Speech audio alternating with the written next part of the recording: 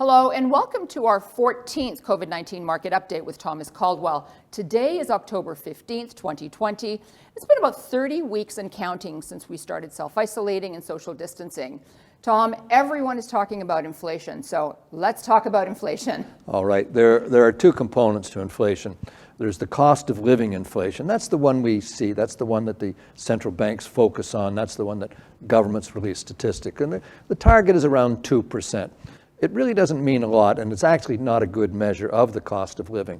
The real inflation that we've been experiencing is in asset values. For example, right now you can hold your money, your wealth in cash or near cash, treasury bills, bonds, etc., or you can hold your wealth in assets. What we've been seeing is a movement from cash and near cash to assets, and that's where the real inflation, asset value inflation, is taking place. For example, you're sitting with money that you can only get 1% or 2% on, or you can own a house. So you've seen this tremendous explosion in the asset value of homes right across the board, Toronto and every place else. Also, you're seeing it in equity prices. People are saying, well, why is the market going up when things are looking pretty ratty right now with COVID, and when is this going to end, and what about recession, et cetera, et cetera. But the market keeps moving up, and that is people are storing their wealth, their value, in assets that are growing.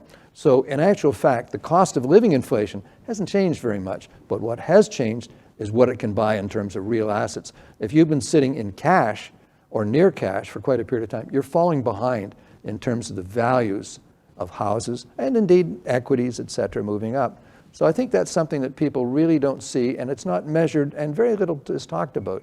Asset values have been moving up significantly. So we're less than 3 weeks from the presidential election, so let's talk about the markets. Well, my first reaction to that statement is thank heavens we're only 3 weeks. I can't take much more of it, frankly. But, you know, I always keep saying bull markets, and I don't know that we're in a bull market, but positive markets always climb a wall of worry.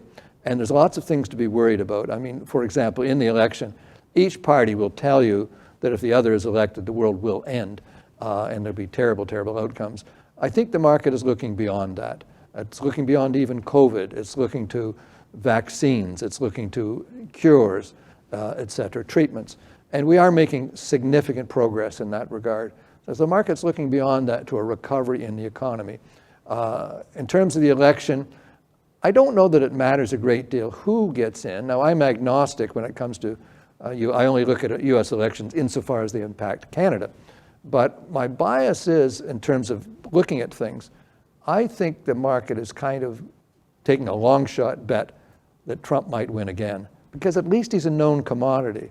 And so at any rate, I think if Biden gets in, I don't know that it's going to be particularly negative. Both of them are going to be spending money, and they really want a spending package now. The American public needs help now, as does the Canadian public.